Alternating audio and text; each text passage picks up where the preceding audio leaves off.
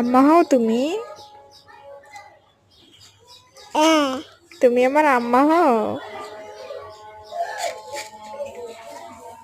সত্যি আম্মা হও? সরো আম্মা সরো, ডিম ভাজি করে দিই। এই যে বাজান আসবে এখন, ভাত খেয়েও নি যাও। তুমি ছাড়ো ছাড়ো, আমাকে ছাড়ো, আম্মা ছাড়ো। যাও খেলাও গো, আমি ডিম ভাজি করি। ইয়াল্লা, এটা ধরো না ধরো না আম্মা, ধরো না আমার ময়না। যাও, তুমি যাও, বাইরে যাও। আজকাল মানুষের সঙ্গে কথা বলাই বন্ধ করে দিয়েছি, কারণ আমি আমার আপন মানুষদের কাছেও নিজের বদনাম শুনছি।